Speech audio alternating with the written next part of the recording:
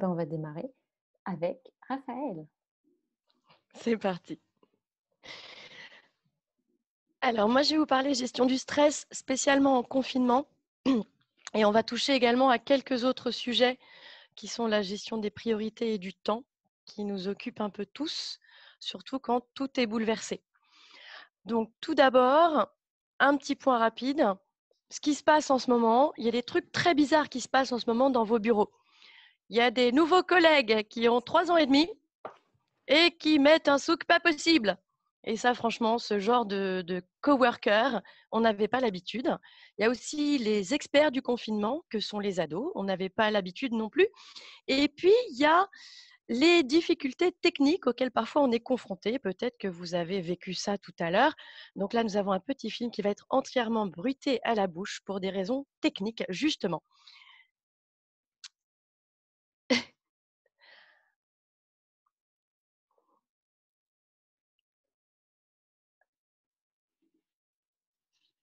C'est presque parti.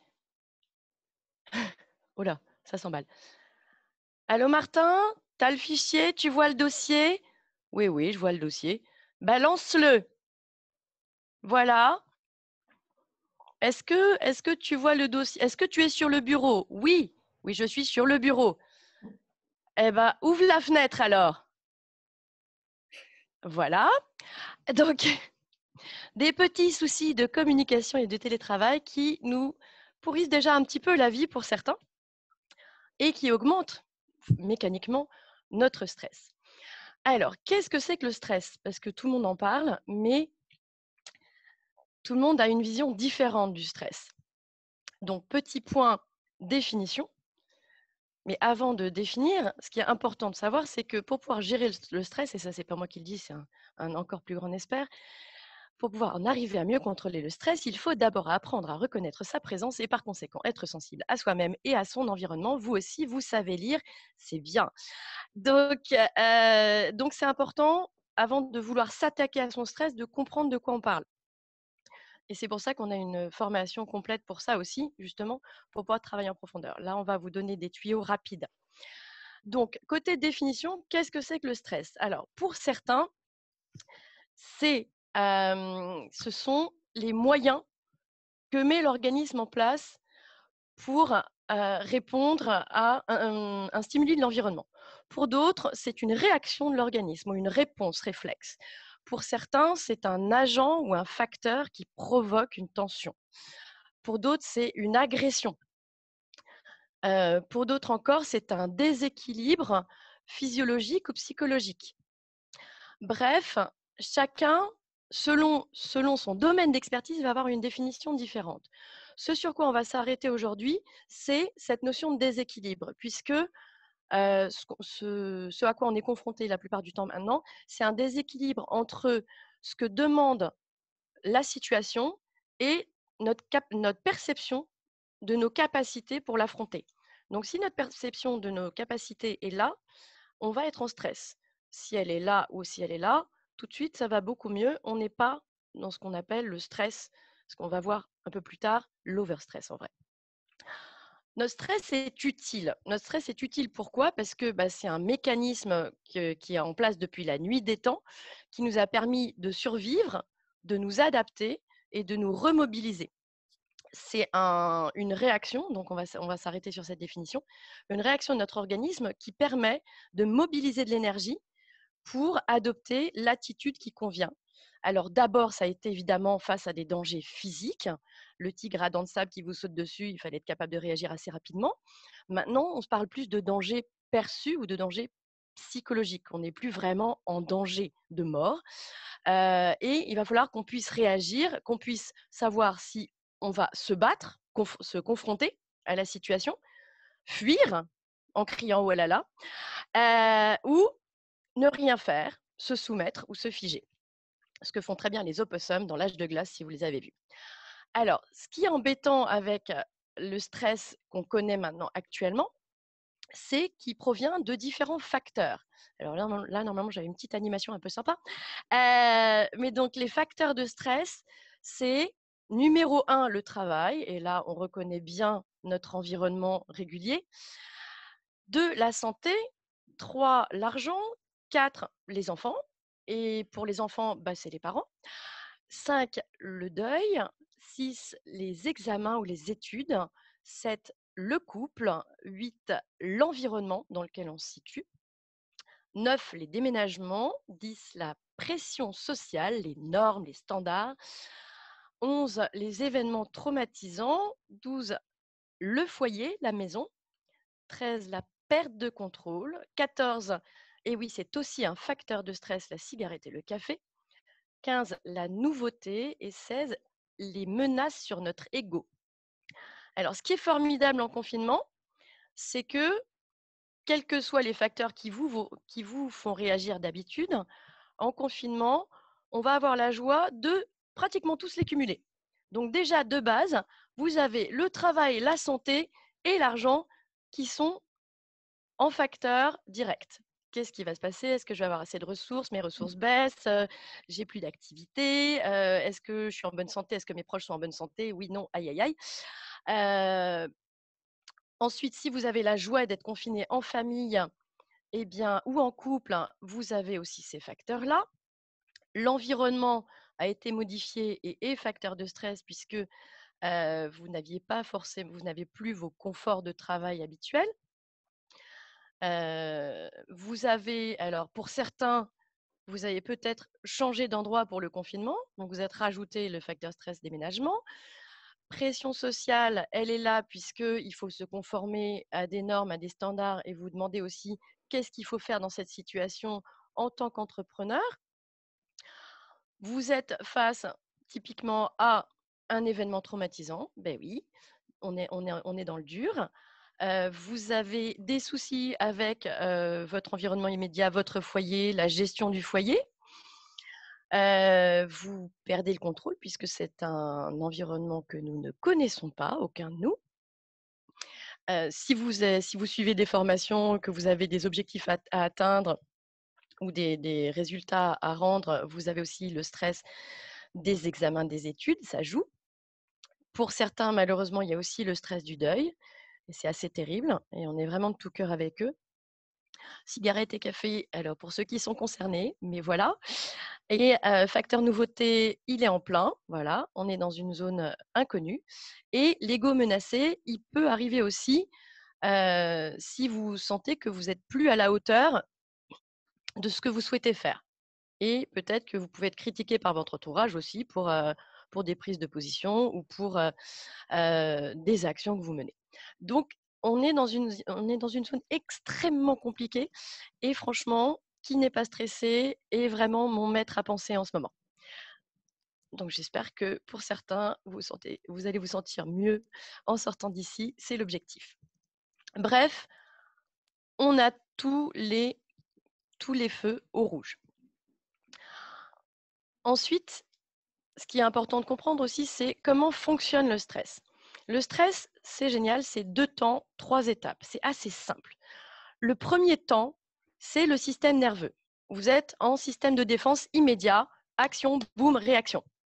Et là, c'est votre copine, l'adrénaline, qui va être libérée immédiatement par votre organisme pour aller libérer de l'énergie pour faire face à la situation, à l'agression, donc réelle ou perçue.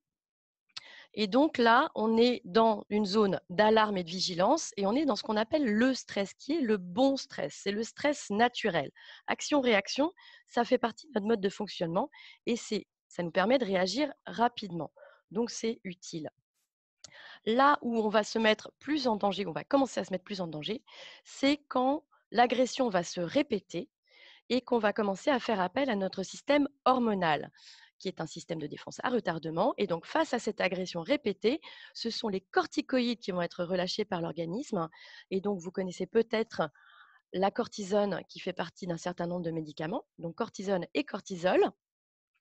Ceux-là vont aller puiser un peu plus loin dans nos réserves pour nous permettre de mobiliser de l'énergie. Et malheureusement, ils sont néfastes à long terme. Donc, on rentre dans une zone de résistance et de résilience d'abord, puis on arrive assez vite à une zone d'épuisement où on est en danger. Et là, on est dans ce qu'on appelle l'overstress, trop de stress, stress chronique. où là, notre équilibre général est menacé, dans le sens où la production de ces hormones va commencer à déstabiliser notre système physiologique, psychologique, mettre à risque notre fonctionnement du cerveau et notre fonctionnement corporel et émotionnel. Donc, c'est ce qu'on veut éviter et c'est ce parfois qu'on constate sur nous-mêmes. Ensuite, ce qui est important de savoir aussi, c'est quels sont vos symptômes du stress. Et là, ce qui est important, c'est que chacun a les siens. Donc, ce que vous allez repérer en premier, si vous êtes à l'écoute de votre corps, et c'est ça qui est important, c'est vraiment de savoir vous écouter, c'est déjà vos signes physiques. Donc, est-ce que c'est… Alors, la base, c'est déjà le cœur qui s'accélère, éventuellement la libido qui tombe, chouette. Des tremblements, ça, c'est des signaux de mobilisation immédiate. En général, c'est un effet de l'adrénaline et c'est ce qui va nous permettre de courir très vite. Mais quand on n'est pas face à un danger physique, eh bien, on ne peut pas dépenser cette énergie. Donc, elle se manifeste comme ça. C'est les premiers symptômes. Après, vous pouvez, par exemple, vous ronger les ongles, vous pouvez avoir des migraines, vous pouvez avoir mal au ventre, vous pouvez avoir les genoux qui tremblent. Il va y avoir plein de degrés de signaux physiques. Donc, votre job à vous, c'est d'apprendre à les reconnaître, à reconnaître les premiers symptômes que vous manifestez pour pouvoir vous dire: «Oula, attention, là, je suis en stress», plutôt que: «Non, ça va passer, c'est bon». Parce que les manifestations psychologiques, pour le coup, elles sont plus graves et c'est le signal d'un stress chronique. C'est-à-dire que si vous commencez à changer de comportement, à changer d'humeur sans raison, à pleurer, à avoir des difficultés à vous lever le matin, là, on est dans du psychologique, on est dans du dur. Donc, l'enjeu pour nous tous, ça va être de repérer les premiers symptômes pour pouvoir travailler sur ce premier stress et éviter qu'il se prolonge et qu'il devienne du mauvais stress. Donc, j'encourage vivement à faire une petite liste avec des post-it si vous voulez ou sur un papier de OK, c'est quoi mes signaux à moi? Qu'est-ce qui m'arrive quand je suis en stress? Et vous pouvez en faire une liste graduelle avec les premiers symptômes, ce que je considère comme moins grave et ce qui m'est déjà arrivé qui est plus grave. De manière à vous-même avoir cette capacité de perception et ce niveau d'attention à vous-même. Ensuite, ce qu'on va aller regarder, slide. Oh, pardon, excusez-moi. Merci Chloé. Ce qu'on va aller regarder, c'est comment on peut baisser la pression et reprendre le contrôle. Avant de rentrer dans cette zone de stress, on peut faire des choses pour nous-mêmes pour éviter de rentrer dedans. Donc, le facteur temps, il joue dans énormément de pression qu'on se rajoute. Donc, quelques petits tuyaux très pratiques. Le premier, c'est éviter le FOMO. Le FOMO, c'est Fear of Missing Out. C'est cette addiction et cette vigilance permanente qu'on a vis-à-vis de nos petits camarades, les écrans. Donc, les écrans, c'est quoi? C'est vos smartphones, c'est vos ordinateurs, c'est vos tablettes, tous ces petits appareils qui vous envoient des tas de petites notifications hyper sympas pour attirer votre attention et pour vous dire qu'il se passe des trucs et que vous êtes en train de les rater. Donc, tous les algorithmes de nos applications, de nos emails, etc., sont faits pour. Et donc, je vous invite déjà à reprendre le contrôle en virant toutes les notifications, qu'elles soient sonores, visuelles, etc. Et en décidant que vous allez aller les regarder de telle heure à telle heure et pas quand vous êtes sollicité. Parce que sinon, vous êtes en stress permanent de « Ouh là là, je suis en train de rater des trucs, il se passe des choses et je ne suis pas au courant ». Et en plus, vous vous dispersez et enfin, on l'a tous vécu, hein. On se disperse et on n'arrive plus à faire ces tâches de fond et à se concentrer suffisamment sur les tâches importantes. Ça, c'est un premier truc. Le deuxième truc, c'est la matrice d'Eisenhower. Ce génie qui est devenu président des États-Unis a dit une phrase magnifique qui est « ce qui est urgent est rarement important et ce qui est important rarement urgent ». Et donc, il y a des gens qui ont bien travaillé là-dessus et qui nous ont produit une petite matrice que voici, où en haut, vous avez ce qui est important, en bas, ce qui n'est pas important, à gauche, ce qui est urgent, à droite, ce qui n'est pas urgent. Ce qui est important, c'est ce qui va avoir des impacts essentiels sur, par exemple, votre activité. Là, on va se mettre du point de vue business, mais ça marche aussi pour la maison, hein. Donc, ce qui est urgent et important, donc ce qui est à la fois avec un délai temps très court et des impacts importants, il est essentiel de le faire soi-même rapidement. Ça, je vous apprends rien, jusqu'ici ça va. Le deuxième cadran, il est intéressant et il doit prendre finalement la plupart de votre temps. Ce qui n'est pas urgent mais important, ça va être des tâches plus probablement plus conséquentes ou avec des délais plus longs. Si c'est des tâches plus importantes, vous les planifiez, vous les découpez et vous les organisez dans votre agenda. Et si c'est des petites tâches, vous les planifiez et vous les faites. L'essentiel, c'est de ne pas les laisser courir et c'est de ne pas procrastiner là-dessus. Et le faire soi-même. Pourquoi on parle de le faire soi-même? Parce qu'en dessous, il va y en avoir où c'est pas soi-même. Mais donc, ces 2 premiers cadrans-là, c'est là où vous êtes le plus efficace, c'est là où vous êtes le plus utile et c'est là où il faut concentrer votre attention. Et cette matrice-là, elle prend un petit peu d'exercice, un petit peu de pratique pour la mettre en application. Mais une fois que vous avez le truc, c'est presque un truc à faire chaque matin. Le 3, urgent mais pas important. Oh, bon. Alors ça, il n'y a pas de gros impact, mais il faut le faire. Ce truc-là, la bonne solution, c'est qui peut le faire à ma place? J'adore celui-là. Et c'est pour ça que c'est important aussi de ne pas rester tout seul, d'avoir des relais, que ce soit des relais familiaux, que ce soit des relais professionnels, alors même à distance, ça marche, de manière à pouvoir déléguer ces tâches où vous êtes moins essentiel, où vous êtes moins bon ou moins bonne, pour vous concentrer toujours sur votre cœur de métier, sur votre cœur de compétences, et pouvoir éliminer ces petits éléments qui polluent un peu. Et alors, le dernier, je l'adore, c'est là où on a toutes les idées géniales qui servent à rien. Et on s'auto-pollue, hein. On le fait très très bien tout seul. Et donc, si c'est pas urgent et que c'est pas important, eh ben, on va pas le faire en fait. Ça va être beaucoup mieux. Et cette partie-là, on a tendance à la charger, pardon, je vais me faire un petit verre d'eau en même temps. On a tendance à la charger avec plein d'idées lumineuses ou plein de trucs qu'on se rajoute. Genre, «Oh, il faut absolument que je fasse ça».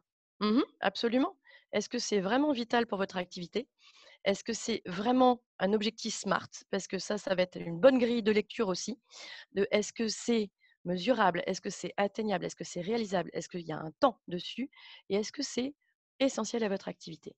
Et vous allez vous rendre compte que plus vous allez faire l'exercice, plus vous allez virer des trucs. Et là, ça va aller beaucoup mieux aussi. Hop, donc là, on baisse la pression. On baisse la pression aussi, alors bon sens, hein, bien sûr, en faisant des bons gros dodos des familles. Et donc en respectant son sommeil, c'est essentiel. Si vous jouez bien le jeu, votre chambre, c'est une tombe, c'est le caveau de Dracula, il fait nuit, il n'y a pas d'écran, il n'y a pas de lumière, il n'y a pas de bruit, et ça se passe très bien. Après, si vous n'arrivez pas à faire un bon gros dodo des familles et à respecter vos cycles biologiques, faites des micro-siestes, hein, ce qu'on appelle aussi des power naps. Ça, c'est très, très pratique. Mais l'essentiel, c'est que vous libérez énormément de toxines et de stress pendant le sommeil. Donc, c'est un moment essentiel justement pour se ressourcer. Ensuite, il y a baisser notre niveau d'attente, notre perfectionnisme inhérent. On essaye tellement de tout faire quand on est entrepreneur. On doit être au four et au moulin en même temps. Eh bien, la perfection n'est pas atteignable. Donc, on se met en insatisfaction chronique et on se rajoute du stress. Donc, comment est-ce qu'on baisse ça aussi? En recadrant par rapport aux attentes réelles de nos clients, de nos partenaires, plutôt que nos attentes de nous par rapport à nous-mêmes. Parce que quand on est perfectionniste, on a tendance à vouloir faire tout beaucoup trop bien. Ça s'appelle de la surqualité et on se bouffe la vie à faire ça. Donc, faites bien. Bien, c'est bien. Trop bien, temps perdu, mal vendu. Donc, on évite. J'aurais une question, Oui, enfin plutôt aux participants du coup. Est-ce qu'il y en a certains d'entre vous qui ont utilisé la matrice d'Eisenhower? Je sais qu'on la prodigue énormément, mais je vois qu'il n'y a pas trop de questions. Est-ce que vous en avez? Est-ce que vous êtes toujours là? il y a 11 questions-réponses. Alors c'est plutôt, il y avait une non, pas de questions. Oui, en entreprise, matrice efficace, OK, super. Super, Ouais, bah, vraiment, génial, hein, beaucoup d'entrepreneurs qu'on a pu, enfin moi particulièrement quand j'ai pu formidable. accompagner, Je m'en sers, ouais. J'aurais souhaité Mmh. l'avoir. Ouais, c'est vraiment très, très efficace, hein. Surtout C'est quand vrai on tout ça. démarre une journée et on se dit: «Oh là là, j'ai plein de choses à faire». Bah, en fait, rien que de classer ce qu'on a à faire dans la matrice, c'est assez puissant. Mmh. Donc c'est efficace. OK.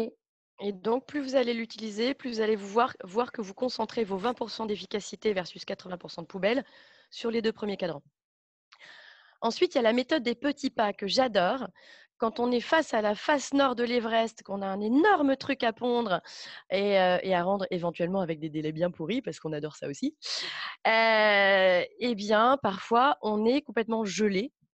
On est justement gelé par le stress de je vais jamais y arriver, comment j'attaque ça? Oh mon Dieu, j'ai vendu un truc que je sais pas faire, par exemple. Levez la main si ça vous est jamais arrivé. Et, et donc, dans ces cas-là, la méthode des petits pas, eh bien, alors en tant qu'entrepreneur, si on a toujours quelqu'un à qui déléguer, ça s'appelle des prestataires. Exactement. Ne jamais rester tout seul. Jamais, jamais, jamais. Pardon, je réagis à la conversation. Oui. Heu, Même quand on est tout seul, il ne faut pas rester tout seul. Donc la méthode des petits pas, ça va être quoi? Ça va être découper notre macro-tâche en micro-tâches. Et quand je parle micro-tâches, ça peut être, pour se motiver, commencer juste à: «OK, ma première tâche, c'est quoi? Est-ce que c'est prendre un crayon et un papier? Est-ce que c'est ouvrir mon écran et ouvrir un doc Word ou un doc PowerPoint?» J'en sais rien. Ça, c'est déjà une première petite étape de notre échelle de bébé là. OK, ensuite deuxième étape, est-ce que c'est écrire un paragraphe? Est-ce que c'est faire un plan? Est-ce que c'est, faire un chemin de fer? Est-ce que c'est lister? Voilà, et donc tout ce que vous allez faire comme petites micro tâches va pouvoir faire un check sur votre liste de choses à faire et va pouvoir vous faire dire à vous-même que vous avancez, et ça, c'est super important. Et une fois que on se met dans la dynamique d'action, hop, on bascule parce qu'on attaque directement et qu'en fait, passer à l'action efface la peur, donc efface cet immobilisme. Et il y a toujours une action que vous pouvez faire, que vous avez la capacité de faire. Donc ça permet de débloquer ce «Ouh là là, je ne suis pas à la hauteur, je ne vais pas y arriver» ou «C'est trop gros pour moi». Ensuite, le dernier, là, c'est spécial confinement, mais c'est utile aussi dans la vie de tous les jours, c'est se recréer des routines. Dans un univers où on a perdu à peu près tous nos repères, où notre agenda est à peu près en vrac, où si vous avez des colocataires ou des coworkers dans votre open space familial ou de couple, eh bien, comment on reprend des la main sur les horaires de la journée? Comment est-ce qu'on découpe la journée de manière à être plus efficace? Comment est-ce qu'on évite de faire 3 choses à la fois et résultat, rien de bien?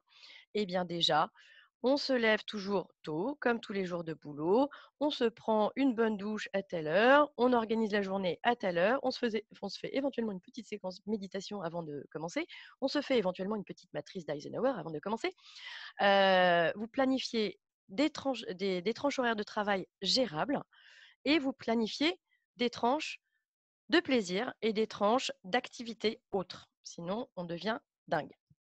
Donc, se recréer une routine quotidienne et bien différencier aussi les jours de travail des jours de repos parce que le week-end, c'est d'autres routines et c'est important aussi de se raccrocher à ça. C'est comme ça que on peut reprendre le contrôle sur notre vie qui part en sucette. Et c'est pas parce que pour l'instant, il n'y a pas d'activité que demain, il n'y aura pas d'activité. Donc, préparer demain, ça va être utile. Donc, maintenez ces tranches de travail de manière à réfléchir différemment, de manière à éventuellement appeler des camarades pour construire d'autres offres ou voir comment vous pouvez avoir d'autres relais ou réfléchir différemment à ce qui se passe et à ce que vous pouvez proposer. Ou appeler vos clients aussi pour leur demander comment vous pouvez les aider. Mais ne lâchez pas le temps de travail, même si vous avez l'impression que ça ne sert à rien en ce moment. Voilà, ça c'était les petits conseils pour baisser la pression et reprendre le contrôle. Ensuite, il y a un autre truc qui est vraiment très utile, c'est de considérer votre stress comme un sport. C'est très bizarre, mais en fait, si on part du principe que le stress, c'est de la mobilisation d'énergie, eh bien, petite mobilisation d'énergie, petite récupération. Grosse mobilisation d'énergie, grosse récupération. C'est pour ça qu'on prend tant de temps que ça à sortir d'un burn-out. C'est parce que c'est juste, on a creusé tellement profond dans les réserves qu'on n'en a plus. Et donc, tous les sportifs le savent, ceux qui font du sprint comme ceux qui font du marathon. Eh bien, sprint, petite préparation, petit, hein, préparation courte, sport court, récupération courte, marathon, préparation très longue, sport très long, récupération très longue. Et ça, on ne peut pas y couper. C'est physiologique, notre corps en a besoin, notre tête en a besoin. Donc déjà, on proportionne ses réactions à son stress par rapport à ce qu'on a vécu comme niveau de stress. Donc, on se déculpabilise quand on a besoin de beaucoup récupérer. Et ben, c'est comme ça, vous êtes au fond du trou, vous êtes crevé, récupérez, bon sang. Sinon, on n'arrive pas à remonter. Donc, et puis, autant que faire se peut, on va favoriser le sprint, c'est-à-dire des petits stress avec des petites récupérations. Donc là, on revient aussi à la routine, hein.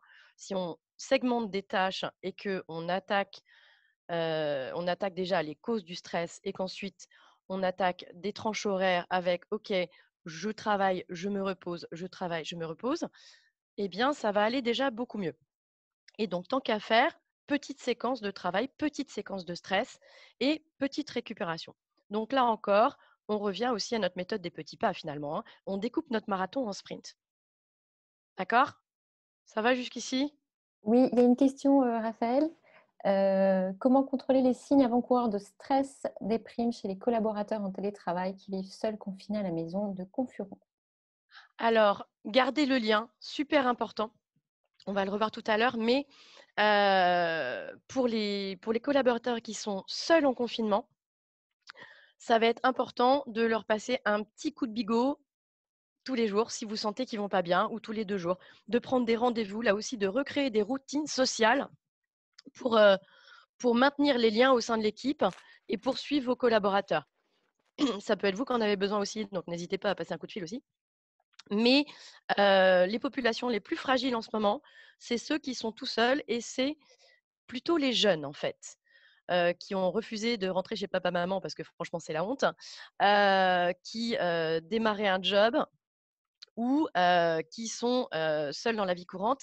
Et donc, c'est ceux qui sont les plus vulnérables. Ceux qui sont en couple ou en famille, ils seront moins en déprime, ils seront plus en envie de jeter les autres par la fenêtre, ce qui est un autre sujet. Mais donc, et là aussi, solution anti-stress. Mais donc, vraiment, gardez le lien, gardez le lien, gardez le lien, que ce soit pour vous comme pour les autres. C'est vraiment une période où c'est essentiel. Il y a des petits commentaires rigolos. Ensuite, ce qui est génial, c'est que on est en capacité de s'auto-droguer et ceci n'est pas un gros mot. Donc c'est du dopage autorisé dans tous les sports. C'est que notre corps produit des hormones du bonheur. C'est génial. Donc vous en avez sans doute déjà entendu parler. L'endorphine, la dopamine, la sérotonine et l'ocytocine. Alors l'endorphine, c'est celle qui est générée par 30 à 45 minutes de sport intensif. Vous allez me dire: «Ouais, mais là, je peux plus parce que je peux plus aller courir dans le parc». Eh ben, on peut encore courir sur place. Ou bien pour ceux qui ont un vélo d'appartement, c'est chouette. Mais elle est aussi générée par un bon gros fou rire et ça, on peut le faire, même au confinement. Donc c'est pour ça que je l'appelle cours Forest cours parce que voilà, elle est vraiment liée aux activités exutoires physiquement. La dopamine, que j'appelle Danette, on remet ça, comme ça. Elle est générée par les activités plaisir. Donc, qu'est-ce que ça va être que des activités plaisir? Ça va être, bah, vos petits snacks sympas, petits carrés de chocolat, petites pommes. Ça va être aussi malheureusement le jeu. Donc, c'est une hormone à double tranchant. C'est l'hormone de l'action et du plaisir, mais c'est aussi l'hormone des addictions. Donc, on va aller la chercher dans ce qui nous fait plaisir. On va aller chercher dans les actions brèves qu'on a vues tout à l'heure, justement, la méthode des petits pas, ça déclenche de la dopamine parce que c'est OK, j'ai réussi à faire ça, check, génial. Eh ben, je sais faire ça, maintenant je continue. Et dès qu'on arrive à faire quelque chose et que, eh bien, notre corps va dire ah bah c'était sympa, donc on peut le refaire. OK, cool. Donc là, on a un vrai copain là-dedans, en tout cas pour le boulot et aussi pour la détente. Ensuite, la sérotonine, L'Oréal, parce que je le vaux bien. La sérotonine, c'est l'hormone qui va être déclenchée par la valorisation de nous-mêmes, par l'estime de nous-mêmes. c'est aussi une hormone qui est complémentée dans tout ce qui est anxiolytique et antidépresseur. Pourquoi? Parce que c'est la régulatrice de nos humeurs. Donc elle est générée par les activités valorisantes pour notre ego et aussi par le soleil. Yes! Et enfin, l'ocytocine dont on est probablement les plus privés en ce moment. Pourquoi? Parce que c'est l'hormone du lien social et que l'hormone du lien social, donc c'est pour ça que je l'appelle «je te vois» dans Avatar, parce que c'est tous les échanges sociaux positifs. Alors l'énorme shoot d'ocytocine, c'est les câlins, mais elle peut être générée aussi par des merci, par des cadeaux, que ce soit chez la personne qui le donne comme chez la personne qui le reçoit. Donc, et par toutes les activités sociales positives. C'est ce qui maintient la société ensemble, c'est ce qui maintient les couples ensemble, c'est ce qui maintient les parents et les enfants ensemble. C'est une hormone extrêmement puissante.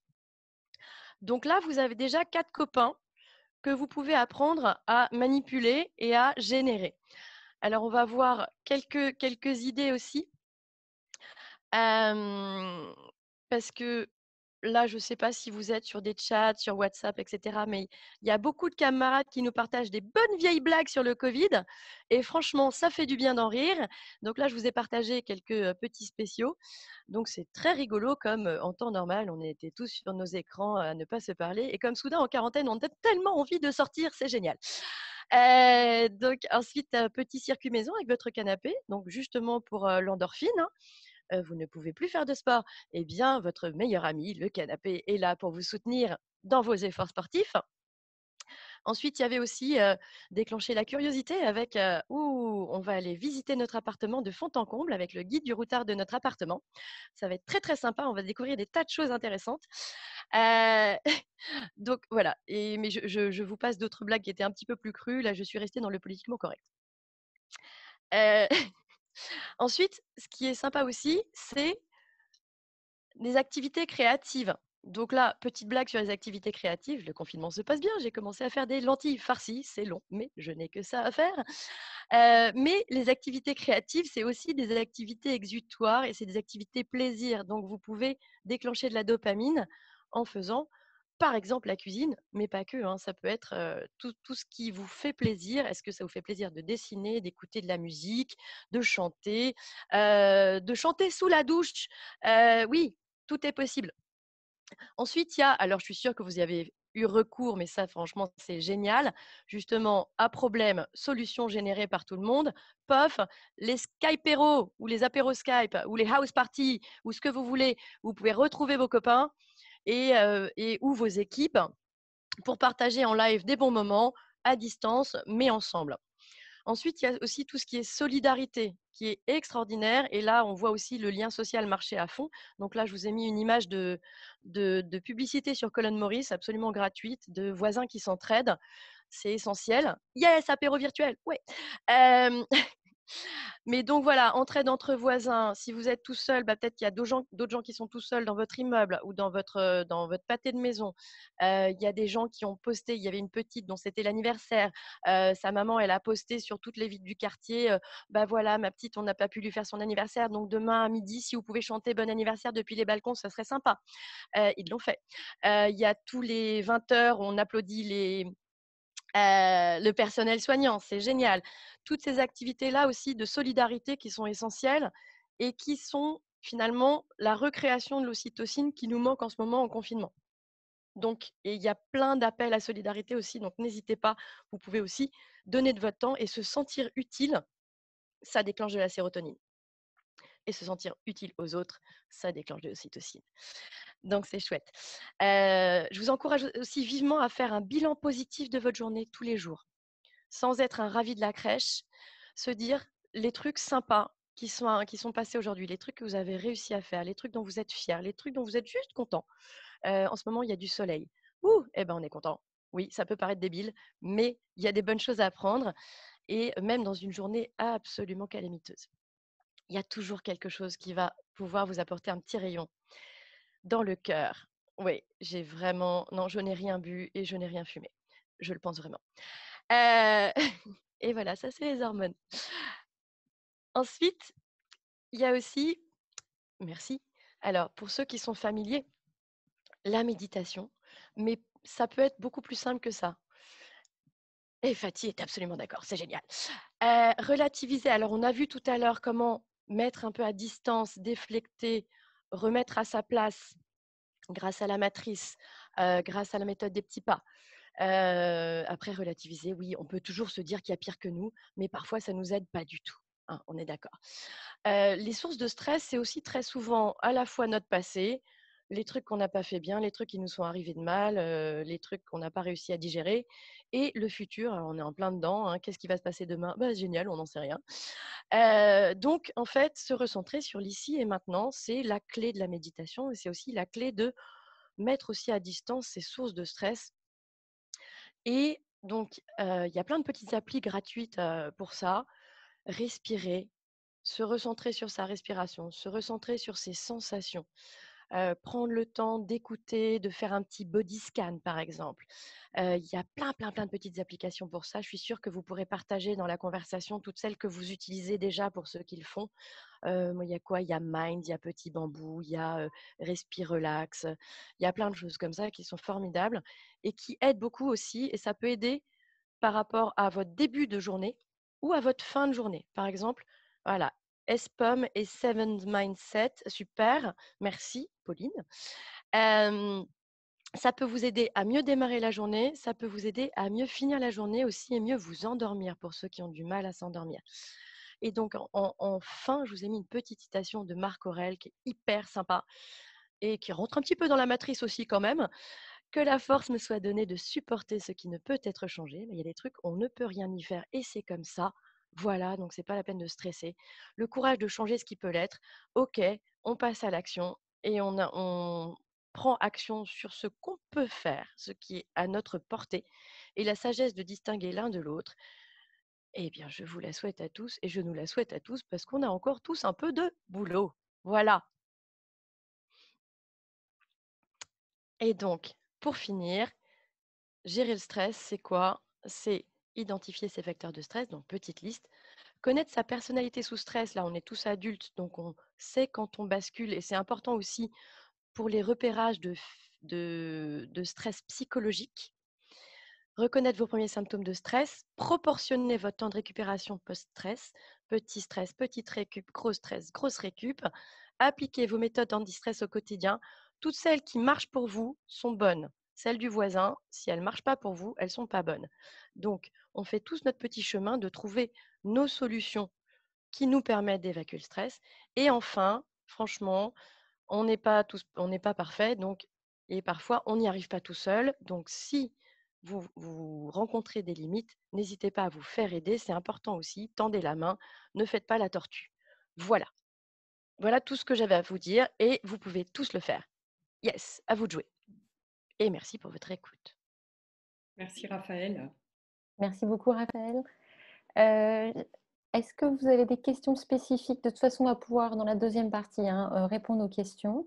Je sais qu'il y a une question qui est venue 2 fois. C'est qu'est-ce qui nous a conduit à assembler gestion du stress et de la trésorerie? Très bonne question. C'est Chloé, une à vous.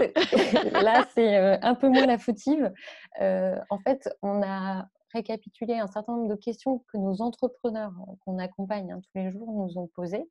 Et on s'est dit que ça serait quand même pas mal, plutôt que de parler que de la trésorerie, parce que c'était une problématique, que la gestion du stress, déjà le financier est anxiogène, mais déjà qu'on parte Ouais. sur vraiment ce côté de développement personnel qui est indispensable pour après traiter les enjeux financiers.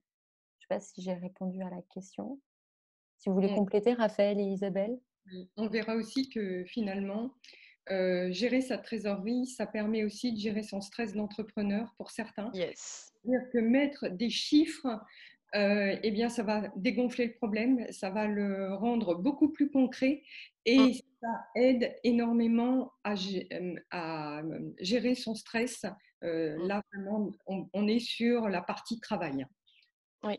Action, prévision, découpage, objectivation. Mm. Joie de la trésorerie. Exactement. Est-ce que vous avez des questions sur la partie gestion du stress qui vous tarautent, que vous voulez poser avant qu'on passe à la trésorerie? Je réponds à une question en même temps. Vous aurez les PowerPoint. Et puis ce webinaire est entièrement enregistré, donc vous aurez tout à l'intérieur aussi. Exactement. Bah, super, ça va être d'avoir. Merci Raphaël. Avec plaisir. Ta question très intéressante. Mais je suis assez d'accord avec vous. C'était très, très intéressant. Gratitude. Ça sera quelque chose à cocher pour ce soir, Raphaël. Yes. Clairement. On va passer à toi, Isabelle. Ah, 21 jours de Chopra en ce moment. Sympa. Merci, Christelle, pour le tuyau. Dynamisez votre vie, les secrets d'un esprit jeune, tout pour bien gérer son énergie. Parcours de 21 jours de Chopra en ce moment, gratuit. En anglais et en français, Chopra, C-H-O-P-R-A, pour tout le C'est monde. quoi Chopra? Je ne sais pas, je vais les regarder. D'accord, ça me rassure.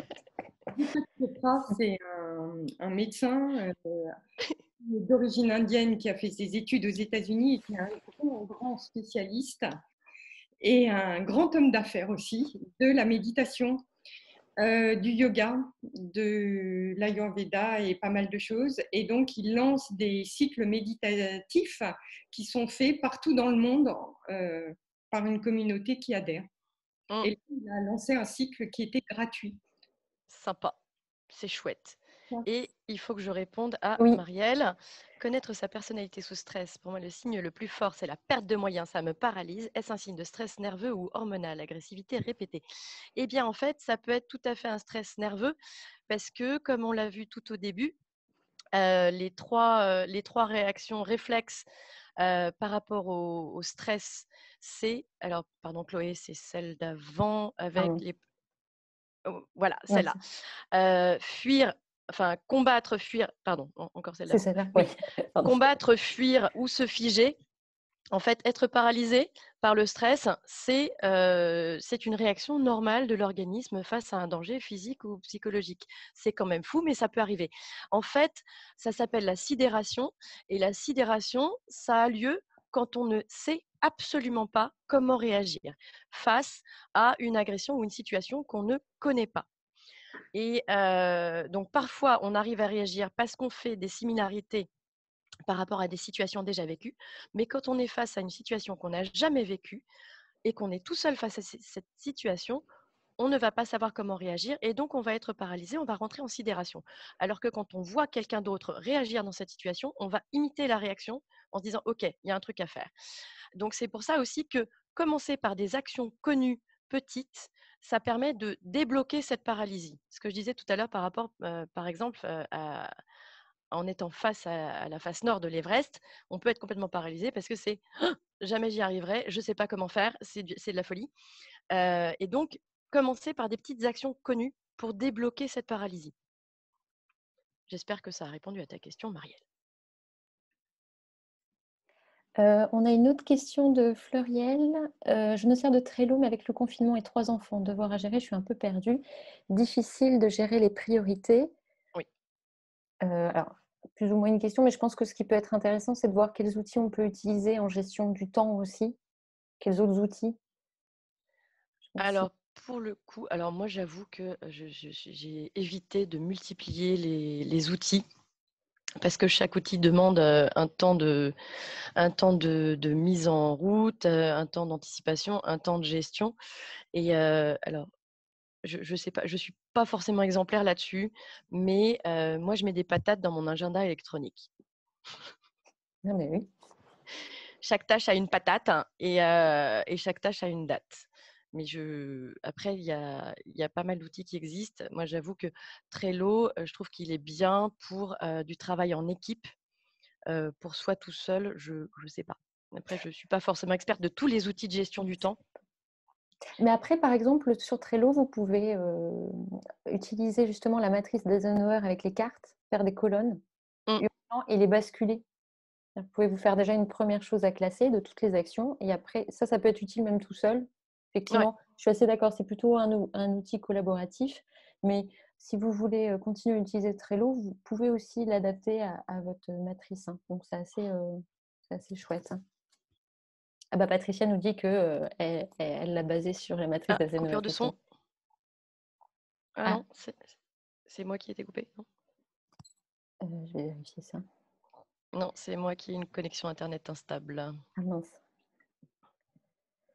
Ça va mieux? Momentanément. Super. Eh ben, on va passer à la partie trésorerie. Après s'être bien étendu et avoir découvert les outils pour diminuer le stress. Je t'en prie, Isabelle. Ok, c'est pas forcément contraire, parce qu'on avait choisi ça aussi, donc pour la raison que tout simplement poser des chiffres, mettre des chiffres, eh bien, ça permet de voir la réalité du problème et ça permet d'éviter d'en faire une montagne ou de voir en fait exactement la mesure du problème, de le mesurer et ça va permettre de diminuer le stress. Raphaël a parlé justement de la matrice Eisenhower. En ce moment, avec Chloé, ce qu'on a jugé d'urgent et d'important, c'est vraiment la mise à jour de votre plan de trésorerie. C'est pour ça qu'on est intervenu rapidement sur cette problématique. C'est vraiment l'urgence du moment. Alors, la trésorerie. La trésorerie, c'est la totalité des sommes qui vous sont disponibles, qu'elles soient sous forme sur votre compte en banque, sous forme liquide. C'est l'intégralité en fait de ce que vous avez. Elle va se calculer en différenciant vos encaissements, donc tout ce que vous allez encaisser. On va voir le détail par la suite et les décaissements. Il faut savoir qu'en temps normal, les problèmes de trésorerie fait partie d'un risque de défaillance majeure des entreprises qui arrêtent. Donc, déjà en temps normal, la trésorerie est quelque chose qu'il faut surveiller. C'est quelque chose qu'il faut mettre à jour régulièrement. C'est le tableau de bord essentiel aux chefs d'entreprise, mais là, plus particulièrement avec ce qui arrive, c'est vraiment essentiel de s'y replonger et de remettre à jour vos chiffres.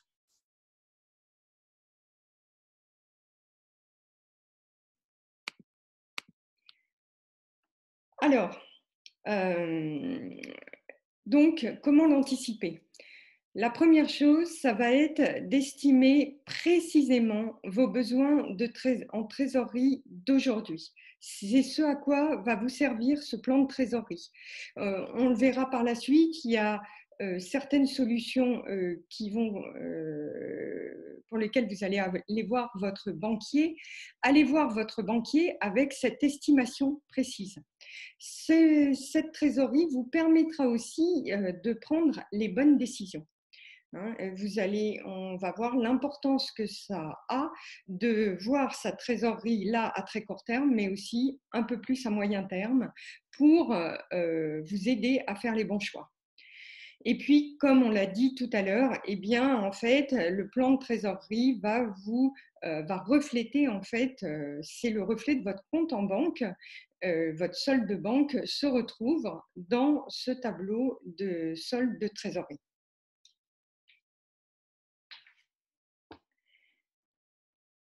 On vous a mis un petit exemple de plan de trésorerie. Donc, ça se fait. Alors, habituellement, surtout, il est clair qu'on va parler du travail qu'on fait avec nos clients qui sont des créateurs qui sont en démarrage d'activité.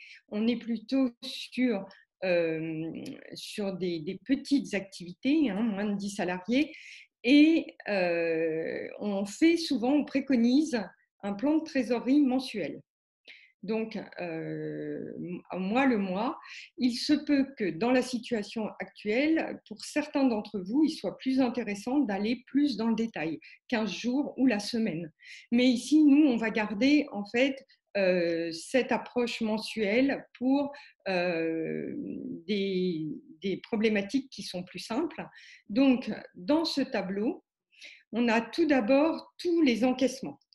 Encaissement hors exploitation, c'est l'argent que vous allez faire venir Par exemple, vous allez faire un apport en compte courant, vous, en tant qu'associé, vous allez mettre de l'argent dans votre activité, vous allez faire une demande de subvention exceptionnelle, vous allez faire une demande de prêt, c'est tout l'argent qui ne va pas venir de votre activité.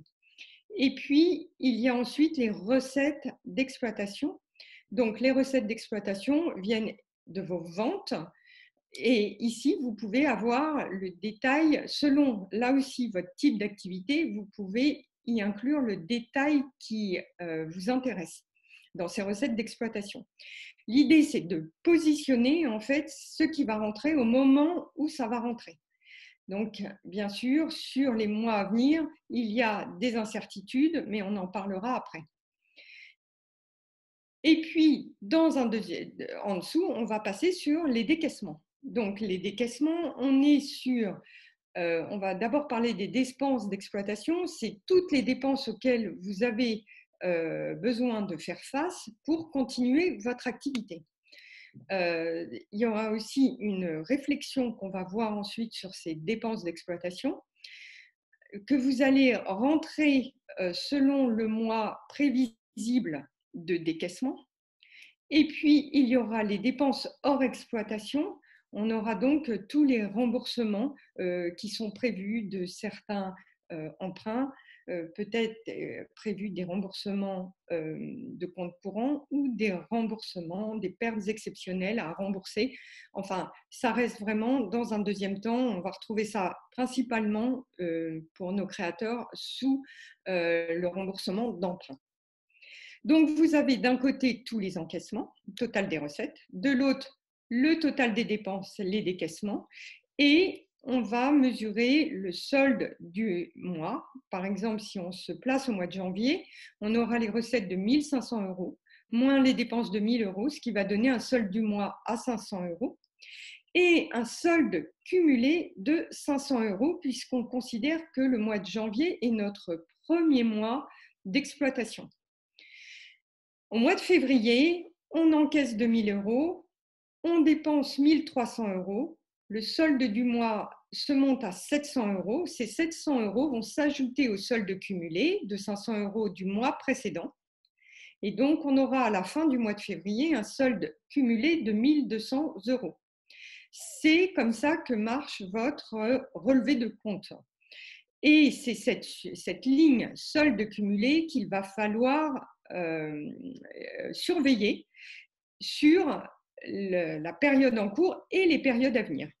Ce solde cumulé, quand vous allez en fait vous rentrer les recettes prévues, qu'elles soient exceptionnelles ou vos recettes d'activité et les dépenses auxquelles vous avez à faire face, vous allez avoir ce solde cumulé qui va se mettre à jour.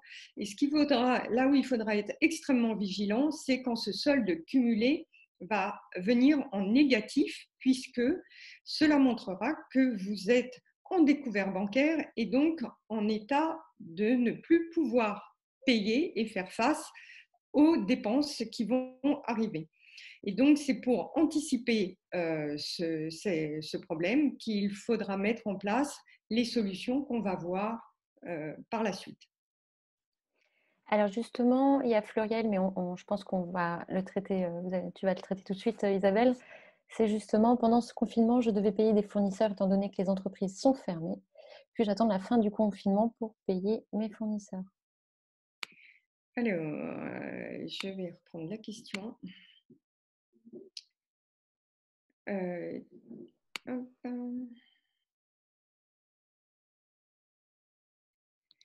Alors là, attention, oui. Donc, on va en reparler longuement dans cette slide. Donc, déjà, attention, vous vous êtes engagé à quelque chose. Il y a eu un contrat quand on a un fournisseur, il y a un contrat avec lui, même si le contrat n'a pas été écrit, vous êtes engagé, il y a une facture, il y a des conditions générales de vente, vous êtes engagé avec ces conditions générales de vente.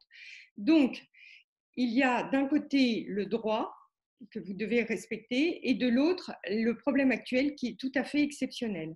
Donc, ce que l'on va conseiller vraiment à tout le monde, c'est de contacter tous ces fournisseurs pour essayer d'obtenir des conditions de paiement, des échelonnements de paiement ou éventuellement peut-être pour certains fournisseurs, ils n'ont pas pu délivrer entièrement la prestation sur le mois de mars, ça s'est arrêté brutalement.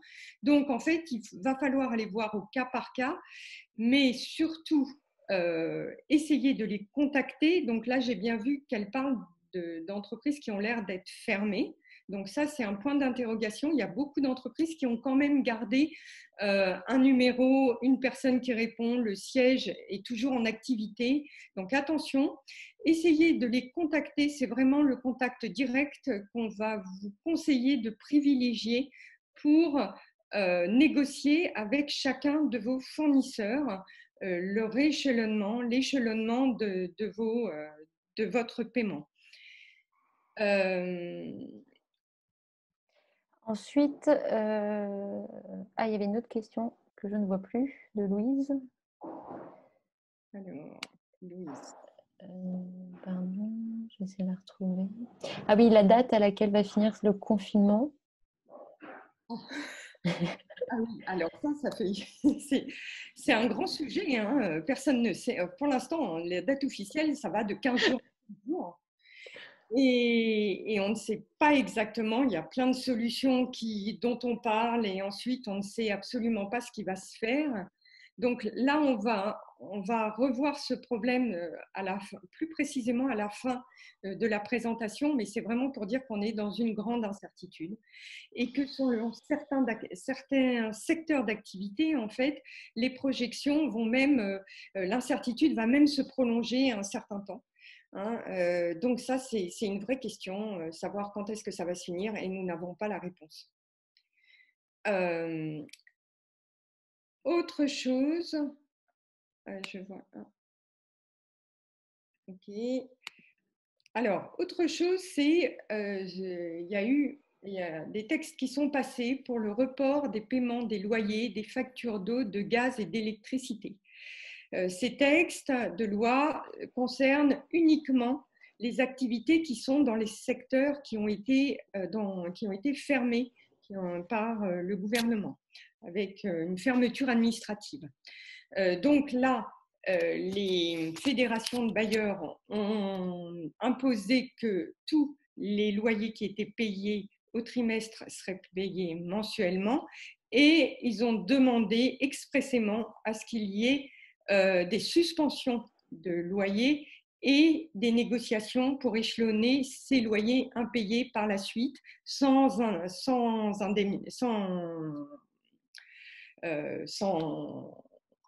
payer d'intérêt. Pour les gens qui ne sont pas dans les secteurs d'activité visés, il est évident que nous vous conseillons de contacter rapidement vos bailleurs, les propriétaires, et d'essayer de négocier la suspension de vos loyers ou d'essayer de négocier un échelonnement du paiement de vos loyers.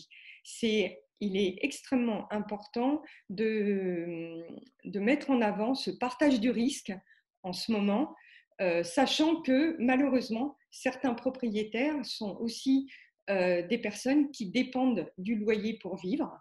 Donc, c'est vrai que la situation est complexe, mais il faut, en fait, dans cette situation, c'est vraiment privilégier toujours le contact direct, privilégier la négociation, et c'est aussi une question de partage du risque. De toute façon, un propriétaire dont le locataire fait faillite n'est pas gagnant non plus.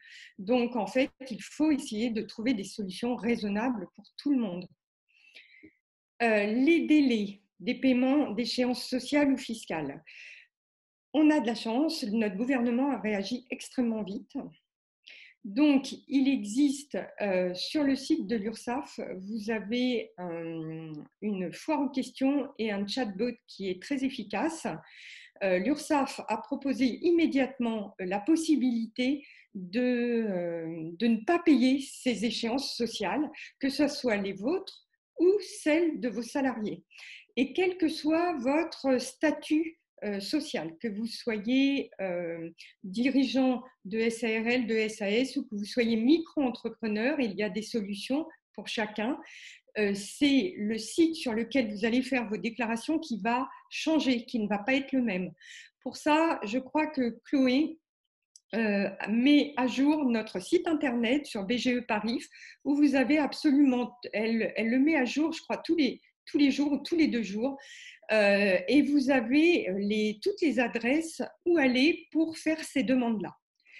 Pour les délais de paiement de vos échéances fiscales, c'est la même chose. Vous avez des possibilités de les reporter. Là aussi, vous avez différents liens auprès des administrations fiscales pour pouvoir en faire la demande. Rééchelonner, alors, le rééchelonnement des prêts bancaires professionnels. Certaines banques l'ont proposé automatiquement. Donc, certains de nos créateurs ont eu cette bonne surprise de voir que leur banque avait réagi d'office et qu'il n'était pas prélevé ce mois-ci, il n'allait pas être prélevé non plus début avril. Bon, toutes les banques ne font pas ça, donc bien sûr, la première chose qu'il faut faire, c'est d'appeler votre conseiller bancaire pour demander la suspension de votre échéance de prêt et de négocier le rééchelonnement de ce que vous n'allez pas payer. Comme le disait, comme nous demandait je ne sais plus qui tout à l'heure, mais on a une grosse incertitude sur la fin de ce confinement. Donc, pensez aussi, bien sûr, ne raisonnez pas juste sur le mois en cours, hein, pensez aussi aux mois qui suivent. En général, les banques, nous, dans le retour qu'on a eu, pour l'instant, les banques proposent 6 mois de délai, hein, c'est-à-dire qu'elles vont commencer à rééchelonner les prêts seulement dans 6 mois. Si vous avez un microcrédit ou un prêt d'honneur, que ce soit avec le réseau France Active, Initiative ou le réseau Entreprendre, bien sûr, là aussi, hein, report automatique de vos échéances. Nous, les retours qu'on a eu aussi, les propositions étaient à 6 mois. Et si vous n'avez pas eu de nouvelles, appelez-les, mais bien sûr, là, il n'y a pas de souci. Ils sont tous très, très engagés en ce moment dans les difficultés en cours.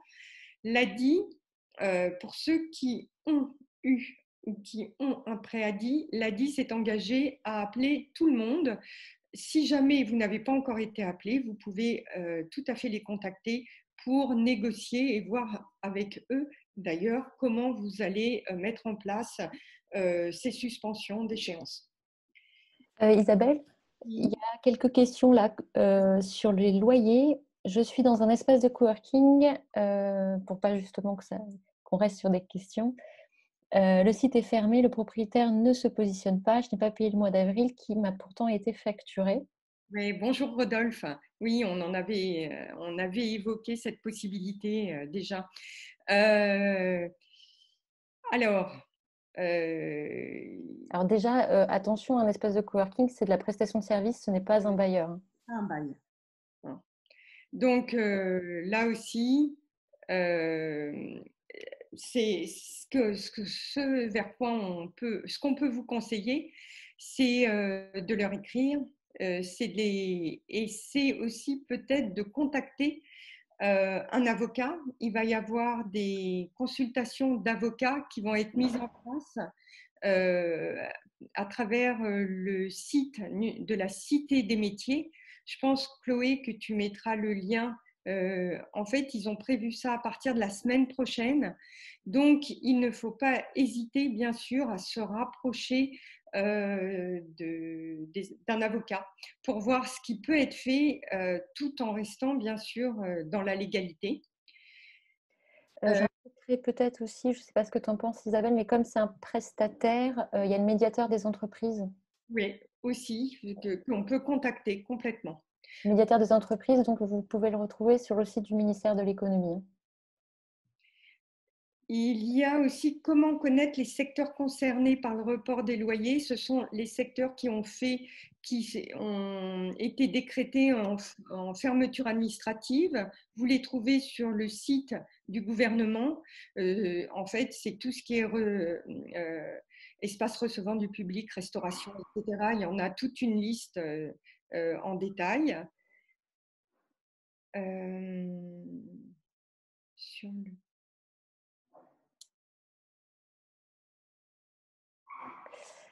Il y a une question assez pointue sur le chômage partiel et le niveau d'activité. Alors, de la Confuron. partielle, je vois pas qui l'a posé. Alors, Confuron, c'est mon expert comptable me dit d'être prudent et de bien justifier la demande de chômage partiel, effectivement. Quel est, à votre sens, le niveau de détail auquel il faut descendre pour justifier du besoin de mise en œuvre de ce chômage partiel? Alors là, je peux pas répondre à cette question. Je pense que là aussi, il y a en ce moment, et là on en trouve plusieurs, des avocats du droit du travail qui proposent des permanences gratuites.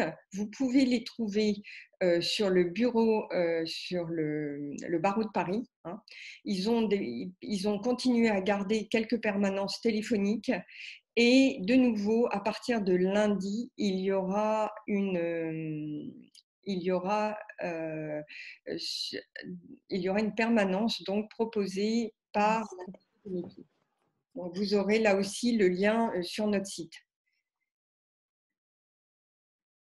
Alors, on va parler de l'aide un peu plus tard. Je continue. Est-ce que tu vois d'autres questions? J'ai une question sur le PEG, donc l'aide de l'État et le versement des dividendes. Alors là, je pense que ça serait bien de poser la question à un expert comptable plutôt, Oui, tout à parce fait. que c'est un peu trop. À votre expert comptable, j'imagine que vous devez en avoir un. Sinon, il y a l'ordre des experts comptables propose un numéro qu'on vous a mis à la fin de ces slides vers qui vous pouvez vous adresser. Mais là, je pense que c'est trop spécifique pour qu'on puisse vous répondre de façon assez précise. Désolée, Laure. Ok. Donc, pour le rééchelonnement des prêts bancaires, a dit la dernière chose, puisqu'on parlait des décaissements, l'idée, c'est vraiment de faire un bilan sur toutes les dépenses fixes et variables auxquelles vous allez devoir faire face, lesquelles, bien sûr, sont vraiment indispensables. Celles que vous pouvez reporter dans le temps, il y a peut-être des projets que vous aviez et qui peuvent être tout bêtement, en fait, que vous allez reporter. Faites attention aussi, c'est ce qu'on vous disait, de faire attention en fonction de vos possibilités légales. Hein. Restez toujours dans la légalité. N'hésitez pas donc à prendre conseil auprès d'un avocat. Et n'oubliez pas aussi que pour certains fournisseurs, vous allez continuer à travailler avec eux. Donc, attention à ne pas abîmer la relation future que vous allez avoir avec eux. Et surtout, cela pourrait vraiment freiner votre redémarrage. Donc, en fait, ça dépend vraiment de votre secteur d'activité, mais vraiment faites attention à ça. Et puis, bien sûr, c'est toujours une répartition du risque. Alors, je rajoute aussi une petite chose, les assurances ont bien répondu aussi. Hein. Nos créateurs ont vu le report de leur échéance d'assurance, surtout pour ceux qui payent très très cher des assurances professionnelles. Après, il faut faire quand même un peu attention aux garanties couvertes si on est en retard de paiement. Hein. Oui, Oui, bien sûr. je complète, hein, mais... Oui, complètement. Tu as raison de le souligner. Et surtout, c'est quelque chose qui se fait, bien sûr, en toute connaissance de cause. Quoi. Juste Isabelle, il y avait une autre question sur justement cette slide-là. Comment prétendre au report d'échéance de prêt quand la société est basée au domicile? De Amina. par rapport, en fait, alors, Amina, si report d'échéance de prêt, en fait, si le prêt a été fait à l'entreprise, c'est vous, en tant que représentant de l'entreprise, qui allez en fait le négocier avec votre conseiller bancaire. Hein. Que vous soyez chez vous ou pas, ça n'a pas d'impact. Hein. On parle là des prêts qui ont été faits pour l'entreprise et pour l'activité. Super, merci Isabelle. Alors, ok, Fabienne qui nous dit, alors oui, l'histoire effectivement, ils font, en fait, les textes de loi le précisent, hein, ils font une différence entre les secteurs qui ont été déclarés fermés de façon administrative et les entreprises dont l'activité est très fortement dégradée par la situation. Hein. Il y a vraiment ces deux, même s'ils savent qu'il y a des tas, effectivement, nous, tous nos consultants bien-être, par exemple, ont tous vu leur activité s'arrêter. Et ils ne peuvent plus consulter en face à face comme ils le faisaient avant. Donc, leur situation a été fortement dégradée et impactée. Et donc, vous ne rentrez pas malheureusement dans ces activités qui ont été déclarées administrativement fermées.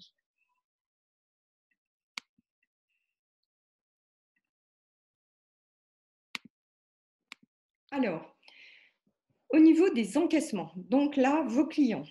Eh bien, vos clients, en fait, c'est la partie qu'on vient de voir en effet miroir.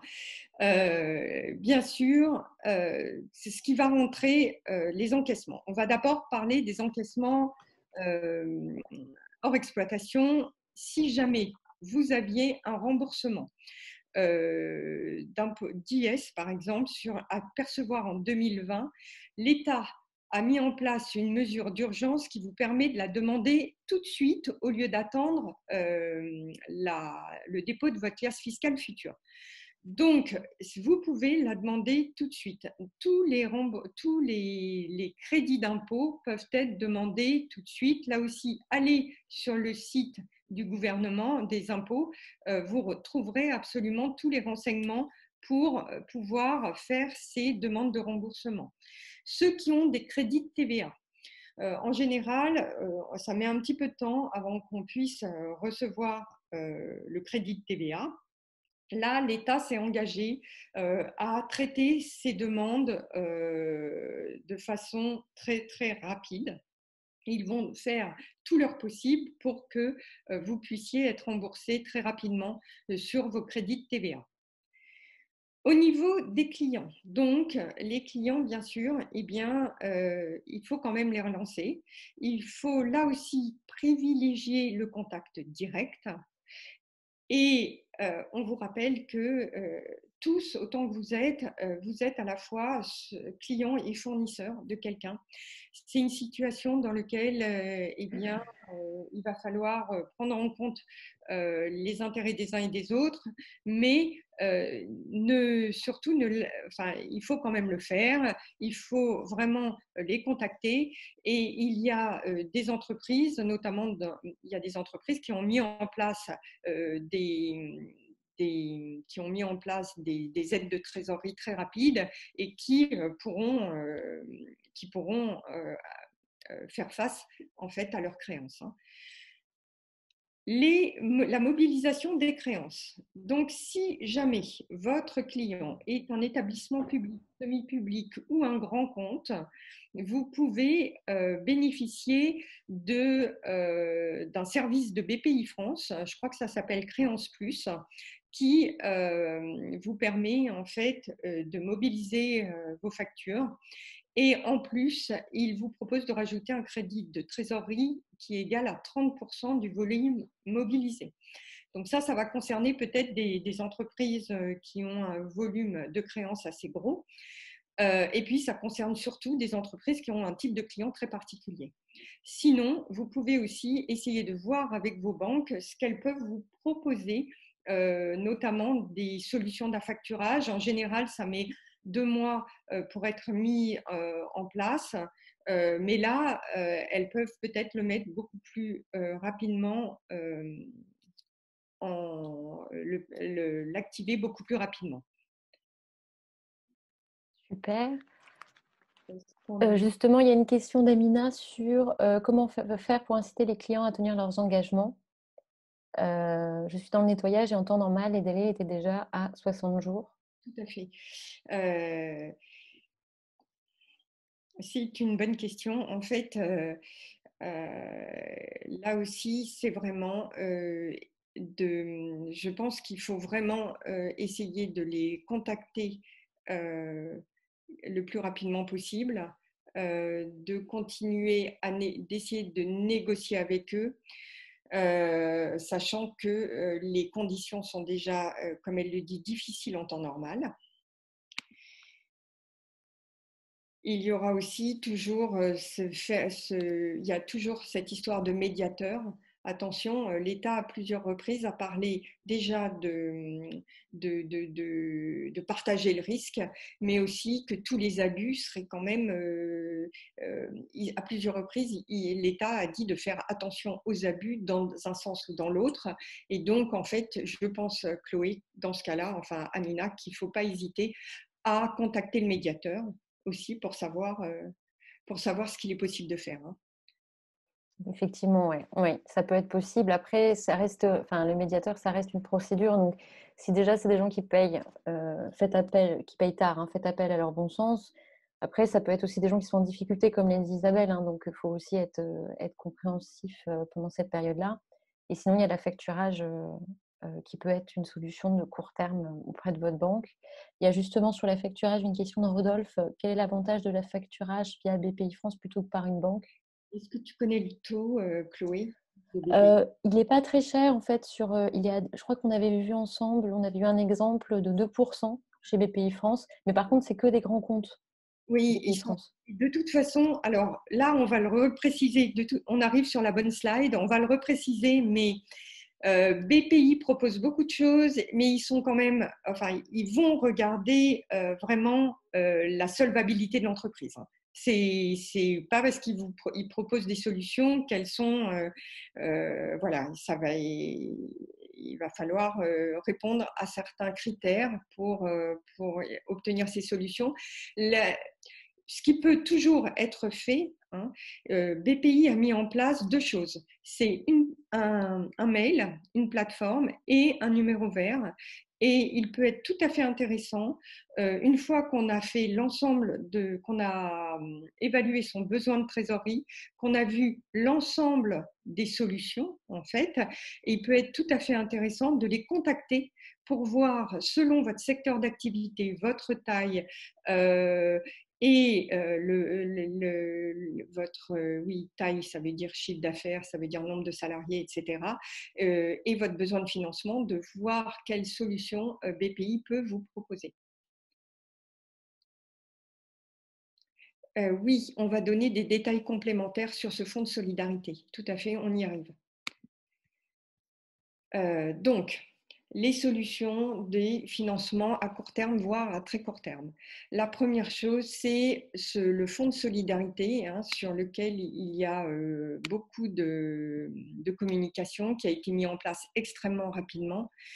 Ça concerne les petites entreprises, c'est-à-dire moins d'1 million d'euros de chiffre d'affaires et un bénéfice annuel imposable inférieur à 60 000 euros.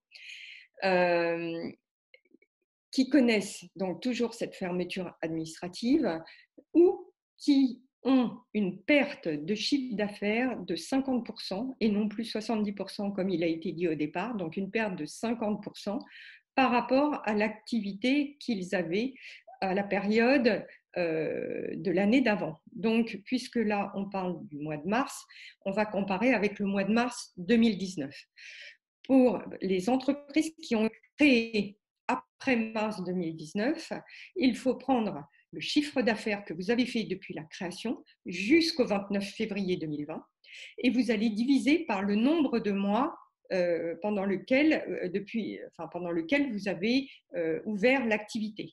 Donc, ça va être si vous êtes créé au 1er mars 2019 et qu'on arrête, ça sera sur 11 mois. Vous allez diviser le chiffre d'affaires que vous avez obtenu sur la totalité de la période par le nombre de mois et vous aurez un chiffre d'affaires moyen. Et c'est la différence entre ce chiffre d'affaires moyen et le chiffre d'affaires que vous avez fait en mars qui représentera votre perte d'activité.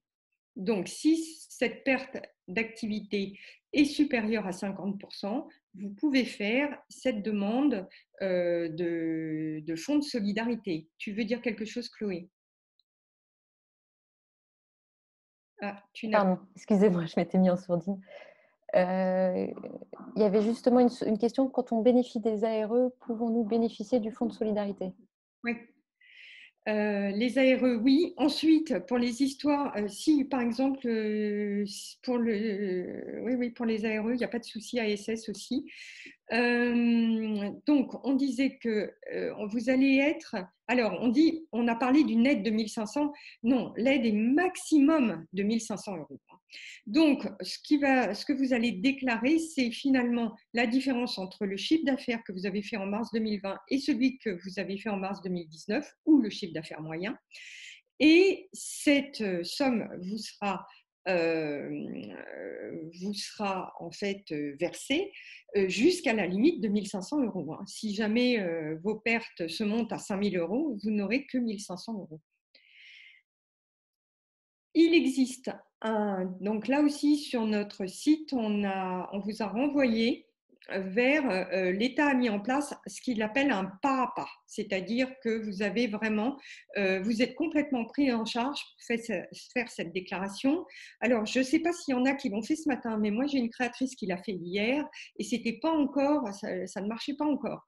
Donc, ils veulent faire quelque chose de très simple. C'est du déclaratif. Attention, il y aura des contrôles a posteriori, mais des contrôles itératifs. Je l'ai fait avant-hier, ça marchait. Ça Et marche. c'était simple. Et c'était simple. D'accord. Bon. Je le dirai à ma créatrice qu'elle a un bug, elle n'a pas réussi à faire ce qu'il fallait.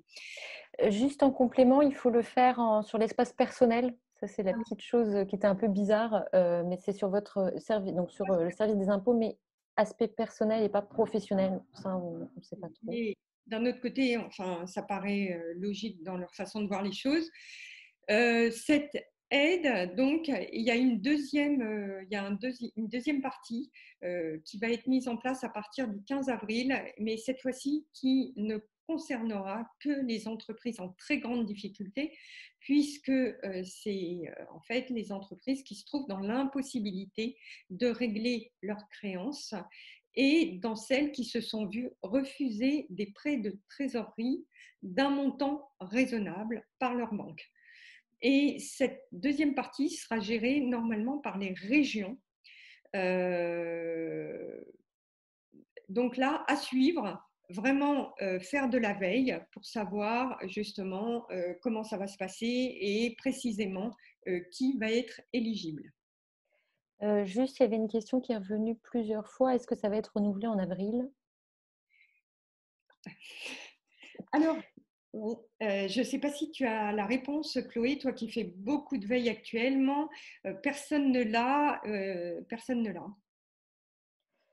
Non, après, ça peut valoir le coup de continuer à faire de la veille pour voir si ça apparaît. Mais en tout cas, pour l'instant, ce n'est pas annoncé. C'est des décrets qui mettent régulièrement à jour. Donc, voilà, continuez la veille, continuez à regarder sur notre site internet. Dans les actualités, on vous met les liens et les nouveautés. Et surtout, le site du ministère de l'économie qui est très, très bien fait pour le coup. Oui, tout à fait. Donc, l'autre chose, c'est bien sûr demander un découvert, une autorisation de découvert à votre banque. Si en plus votre banque vous le confirme, une autorisation de découvert sur 12 mois, vous pouvez demander une garantie, la banque peut demander une garantie BPI France, une garantie de 90%, ce qui est énorme. Là aussi, il y a un site, BPI a mis en place un site spécifique hein. Vous devez faire la démarche auprès de votre banque. Elle vous fait un pré-accord que vous envoyez à BPI pour remplir l'attestation en ligne. Tout est téléchargeable sur leur site. Ils ont vraiment rendu les choses beaucoup plus fluides et simples à mettre en œuvre. De même, hein, un prêt bancaire, si votre banque vous accorde un prêt bancaire, en ce moment aussi, BPI propose une garantie à 90%. Donc, donc là aussi, hein, toujours la même chose sur la plateforme de BPI. Avec un préaccord de votre banque et une demande donc de remplir la demande de garantie en ligne sur le site de BPI. BPI propose aussi des prêts, enfin, ils ont ouvert des prêts qu'ils avaient auparavant, que ce soit les prêts backup, prêts à tout. Ils ont ouvert ces prêts en ce moment à plus d'entreprises qu'habituellement. Si on regarde le prêt backup, c'est un prêt en cofinancement, en complément d'un prêt bancaire. Donc, BPI vous propose un prêt, la banque vous fait un prêt, ils ont des exigences sur votre rapport personnel, enfin sur votre sur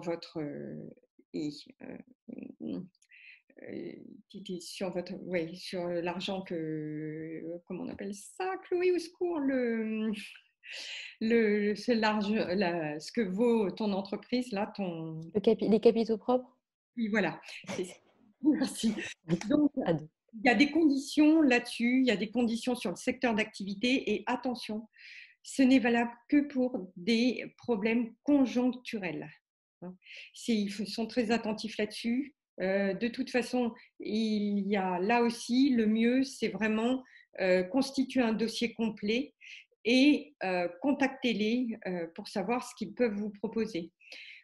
Ils ont mis aussi en place un prêt à tout, qui est en fait un prêt de trésorerie à court terme, 50 000 euros. L'avantage, pas de sûreté réelle, pas de garantie personnelle. Et là aussi, pour une difficulté conjoncturelle, donc une difficulté comme celle qu'on voit actuellement. Il y a aussi le prêt rebond. Et en fait, pour vraiment tous ces détails par rapport au financement que peut proposer BPI, en fait, nous, on est relais de cette information.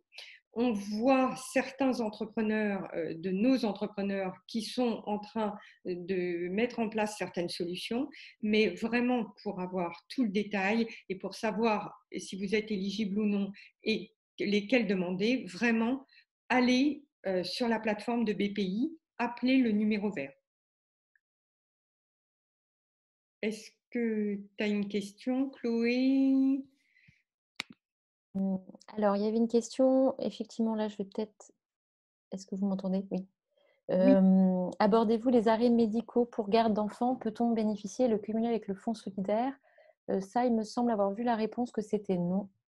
On ne peut pas, effectivement, quand vous êtes travailleur indépendant, sauf pour les professions libérales, vous pouvez demander une indemnité journalière. En fait, ouais, il y a quelques exclusions. Je crois aussi quand tu es retraité, parce qu'il y a des retraités qui sont entrepreneurs. Quand on a reçu des indemnités journalières, effectivement, je crois qu'il y a un montant, je crois qu'ils ont donné un montant de 800 euros. Je ne sais pas si ça te dit quelque chose, mais en fait, J'ai vu ça aussi. Donc, si vos montants sont inférieurs, oui, faites la demande. Oui, effectivement, il y avait les 800 euros, pardon. Merci Isabelle et Raphaël. Alors, Amina nous demande comment la banque, en fait, Amina nous demande comment la banque peut proposer des prêts si elle suspend ceux en cours. En fait, ce qu'elle suspend, c'est le remboursement d'une échéance. Le remboursement peut être d'une deuxième échéance. Donc, nous, on a des retours. La banque propose propose de suspendre 2, 3 ou 4 échéances et d'étaler en fait ces échéances sur 6 mois à partir du moment où le chef d'entreprise va commencer à les rembourser. Ça ne veut pas dire pour autant qu'elle enlève le crédit. Le crédit est toujours, l'emprunt est toujours là. C'est pas la même chose.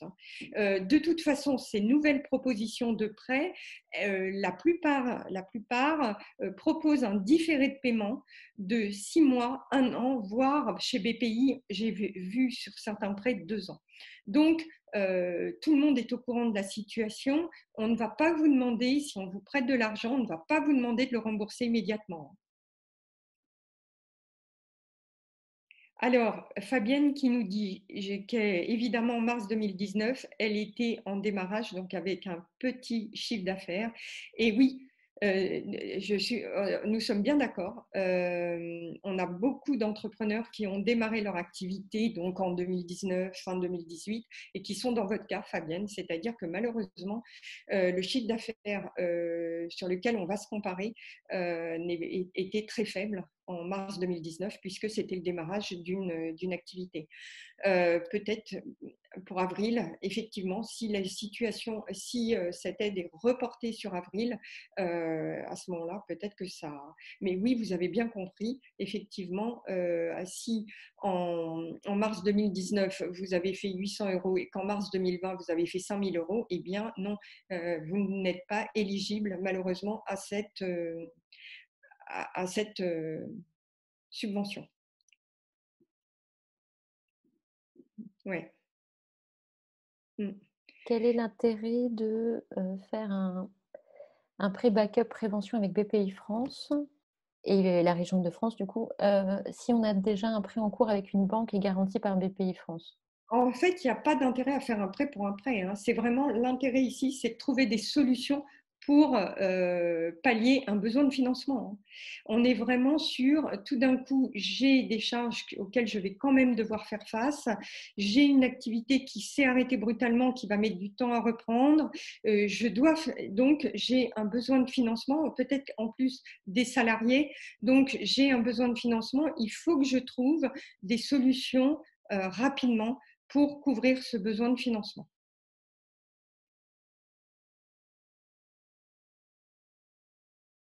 On est navré, on a pris un petit peu de retard. Oui.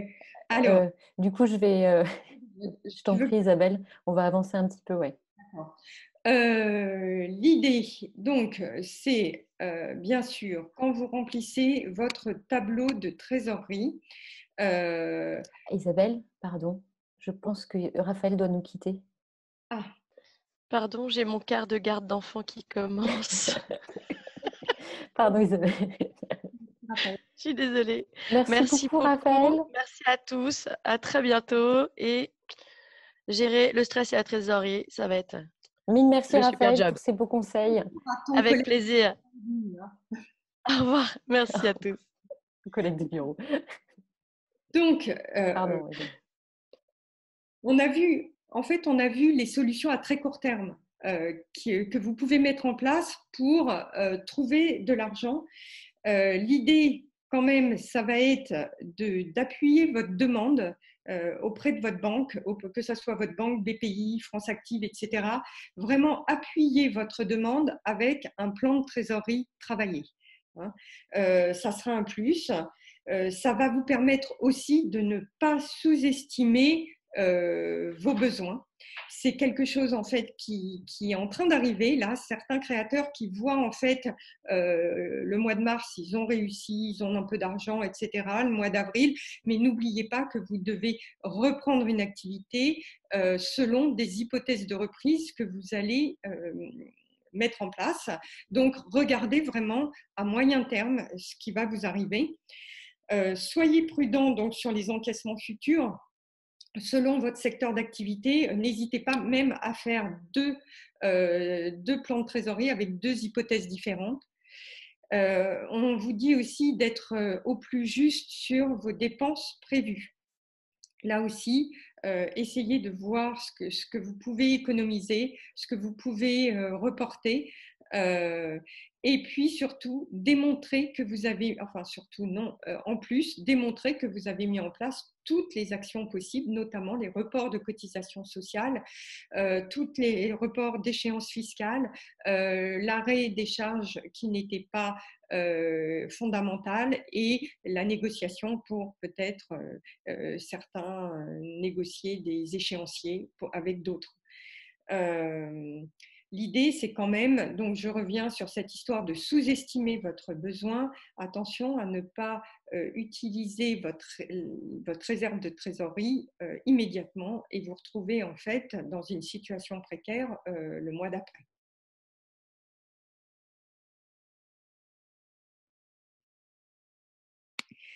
Alors, pour ceux qui veulent mettre en pratique, c'est la slide travaux pratiques, comment on fait son tableau de trésorerie.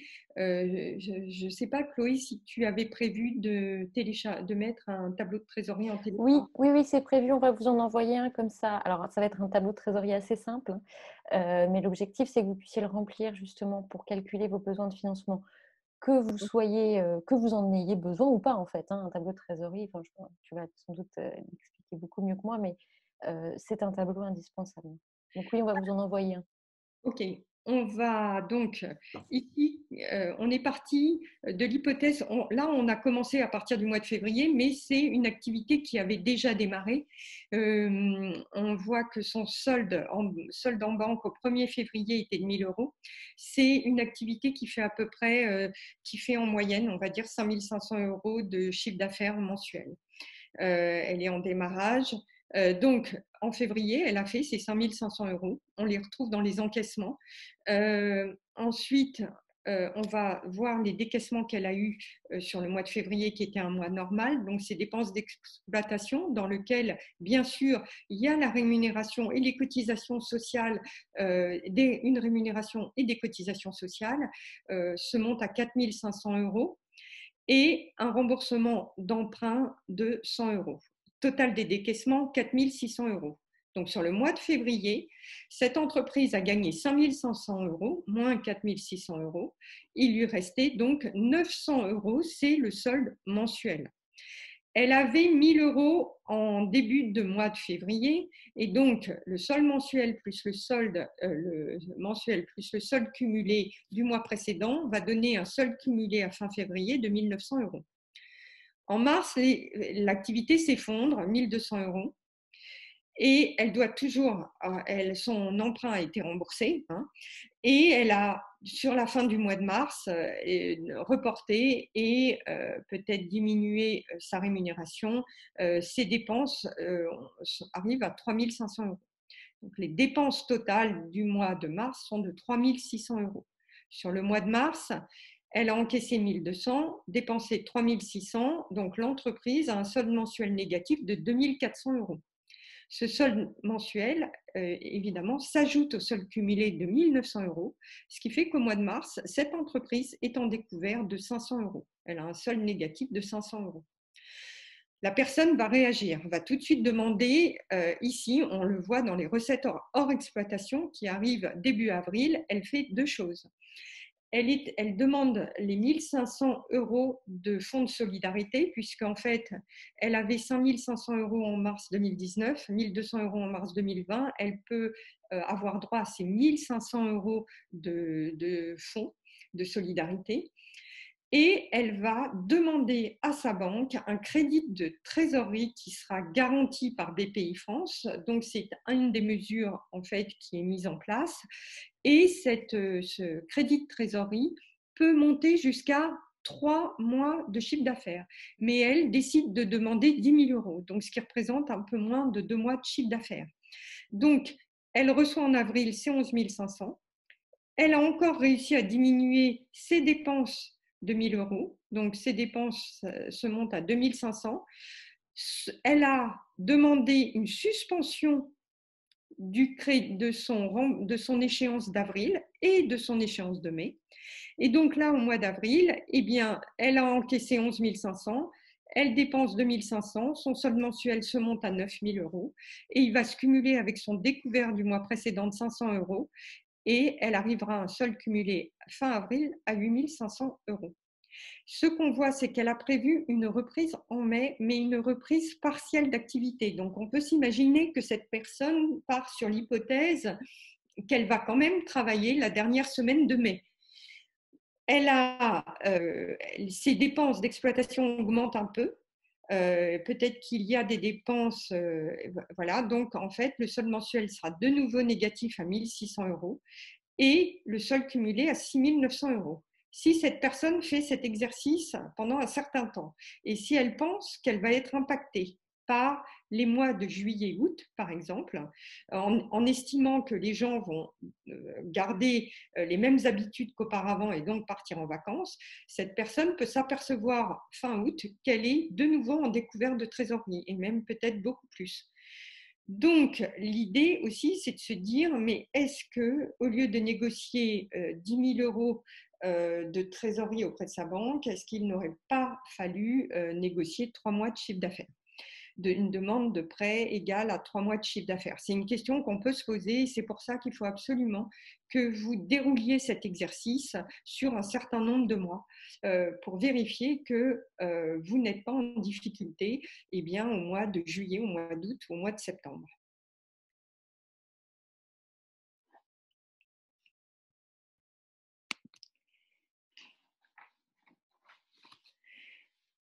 Ok. Donc, la première chose qu'on a vue, c'est dans votre trésorerie, on a dit. Pourquoi on a parlé de la trésorerie? Parce que c'est important et urgent. C'est la première chose que vous devez faire.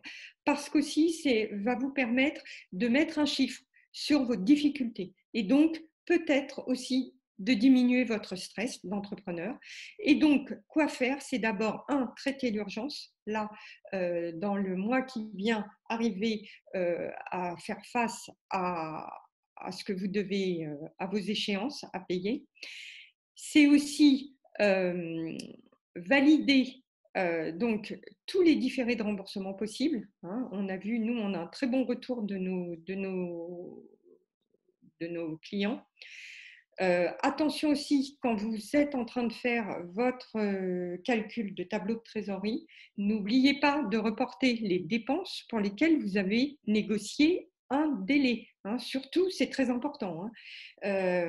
Et de les placer sur les bons mois pour lesquels vous avez anticipé les remboursements, enfin, le paiement de ces dépenses. Profitez aussi de la période, peut-être, pour renégocier, pour éviter de négocier des garanties personnelles. Hein. C'est ce qu'on a voulu dire. Négociez bien vos garanties personnelles, non couvertes par la garantie BPI France. Si normalement vous êtes sur les nouveaux outils de BPI France, il n'y aura pas de sûreté personnelle, pas de garantie personnelle demandée, mais vraiment, il faut être vigilant à ce que la banque a évité de donner une caution personnelle. Et puis aussi, surtout, fait plusieurs hypothèses de prévision de trésorerie. Pour cela, en fait, il y a vraiment l'idée, on va le voir peut-être sur la slide d'après, Chloé. Oui, donc faire plusieurs hypothèses. Ce qu'on va vous dire de faire, c'est de faire de la veille. Écoutez ce qui se dit, regardez ce qui se passe. Je sais que sur certains secteurs d'activité, il y a des créateurs qui sont beaucoup plus optimistes que d'autres selon le secteur d'activité. Donc, vraiment, tenez-vous au courant de ce qui est en train de se passer dans votre secteur d'activité. Et puis, quelques conseils pour justement, après l'urgence, des questions plus, on va dire, existentielles, plus fondamentales, plus structurelles de votre activité.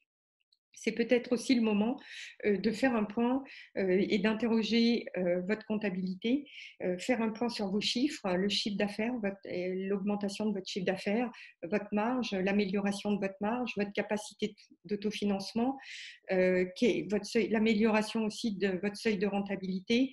Vous posez des questions sur la viabilité de votre activité. Viabilité d'activité veut dire, est-ce que mon activité de quelle façon mon activité peut financer sa croissance, hein. Et deuxièmement, est-ce que mon activité peut me faire vivre? En plus de payer mes salariés, est-ce que je peux me payer moi? Vraiment, c'est le moment de s'interroger. On vous, on- là aussi, c'est vraiment peut-être se poser des questions sur un nouveau modèle économique. Donc, évidemment, je vous conseille chaleureusement de suivre notre webinaire de demain qui va parler justement de cette réactivité sur le changement soudain de modèle et de business modèle économique. Est-ce que je peux trouver de nouvelles solutions? Comment est-ce que par hasard je peux vendre quelque chose en ce moment, quelque chose de différent, et puis aussi anticiper la reprise, c'est très important. C'est vraiment sur toutes ces questions qu'on vous conseille de vous poser. Chloé, j'ai pas regardé s'il y avait des nouvelles questions. Je sais qu'on est peut-être un peu pressé. Dis-moi. Pour améliorer sa trésorerie en baissant une coût, pouvez-vous nous décrire le mécanisme d'absence pour garde d'enfants de nos salariés? Oh, Rodolphe qui me pose des questions hyper pointues. Euh, En fait, c'est le salarié qui va demander ses indemnités journalières. Non, c'est pas ça? Pour garde d'enfants? ouais, c'est plus complexe que Ah ça. d'accord, pardon. Mais, oh, mais là, Rodolphe, je mets là aussi, pour que vous ayez une réponse très précise, très directe, je préfère que vous voyez ça avec un expert comptable qui est vraiment un backup euh, en RH pour répondre à cette question. Non, mais soyez pas désolés, hein, j'ai l'habitude. Non, je blague, hein. Mais ouais, donc vraiment, obtenez des réponses très précises hein, de vos experts comptables. Ça, j'ai oublié de le dire aussi, mais c'était prévu. Votre prévisionnel de trésorerie et les questions très précises. Il faut vraiment vous appuyer sur votre expert comptable. Vous appuyer aussi sur un avocat ou sur une permanence de droit des affaires et droit du travail pour tout ce qui est RH. Et éventuellement, nous, je sais qu'on a mis en place, à la demande du gouvernement, un accompagnement d'urgence pour les gens qui n'ont pas de possibilités et qui ne sont pas accompagnés. Donc, c'est vraiment pour des gens qui sont soit demandeurs d'emploi depuis plus d'un an, soit habitant les quartiers qu'on appelle QPV ou bénéficiaires des minima sociaux. Vous pouvez avoir 3 heures de consultation avec un de nos consultants pour justement réfléchir et, euh, et faire le point sur les aides que vous avez demandées, les négociations en cours avec certains de vos fournisseurs, les clients comment faire pour être enfin pour récupérer des créances clients. En fait, vous avez 3 heures à disposition si vous faites partie du public concerné. Ici, vous avez tous les sites et les liens dont on vous a parlé, mais j'avoue, Chloé, que sur notre site, tu mets beaucoup plus de liens, beaucoup plus de détails, donc n'hésitez pas à aller voir notre site que Chloé met à jour très régulièrement. Oui, c'est dans la rubrique actualité. Alors, il y a marqué que c'est daté du 16 mars, mais c'est la date de création. Et en fait, on le met à jour quasiment tous les jours, en fait, pour que vous ayez les liens, les dernières nouveautés. Oui, effectivement, Rodolphe dit que le rendez-vous de l'expert comptable, c'est la semaine prochaine et il est surchargé. Alors, c'est normal, hein, vos experts, ils vont être surchargés parce qu'ils sont en pleine période fiscale en plus, donc c'est vraiment pas très drôle pour eux. Mais en tout cas, voilà, ils répondent et vraiment, ils comptent pas leurs heures, hein. Voilà une activité en plein boom en ce moment. Voilà. Si vous voulez passer le diplôme d'expertise comptable. Donc voilà, soyez patients. Il y a aussi l'Ordre des experts comptables qui a mis un numéro vert gratuit. L'Étal, BPI France, voilà, on vous l'a mis. Hein, toutes ces institutions-là, si vous avez des questions, vos banques sont aussi très réactives, vraiment. Enfin, les Oui, banques en général, les retours qu'on a sont très ouais. réactifs. Donc allez-y, posez des questions. Enfin, voilà, tout le monde se mobilise. Hein. Je ne sais pas si tu voulais compléter quelque chose, Isabelle. En fait, non, vraiment, c'est vraiment je crois qu'on a tout dit. En tout cas, pour le détail, eh bien, n'hésitez pas à faire appel à nous, hein. Être aussi soutenu, parler de ses problèmes en ce moment aussi, c'est très important. Savoir ce que les autres ont fait et ce qu'ils ont réussi à faire, très important aussi. Échanger avec ses pairs aussi pour trouver d'autres solutions, voir comment on s'organise, etc. Et c'est vrai que ça, c'est quelque chose qu'il faut faire en ce moment. N'hésitez pas. Et puis surtout, bon courage à vous tous. Eh ben, merci à tous. Je vois qu'il y en a qui ont des... Excusez-moi, je rigole parce que les collègues de bureau attendent leur goûter. Je me doute. C'est compliqué le coworking avec les enfants. Donc, vraiment, je vous remercie tous, hein, surtout Isabelle et Raphaël pour leur temps, mais également à vous aussi, participants. On est ravis de pouvoir vous proposer ce genre d'événement. J'espère qu'on a été assez complet. On n'a pas pu répondre à toutes les questions, mais en tout cas, vous pouvez toujours nous contacter. Effectivement, on a cet accompagnement-là, mais on a aussi tous les autres accompagnements qui continuent à BGE Paris. Hein. Donc, n'hésitez pas. Vous pouvez nous contacter sur l'adresse mycommunication@BGE Paris, sur nos réseaux sociaux. Enfin, voilà, on est disponible, on est à votre écoute. À bientôt. Et puis prenez bien soin de vous, surtout. Ouais.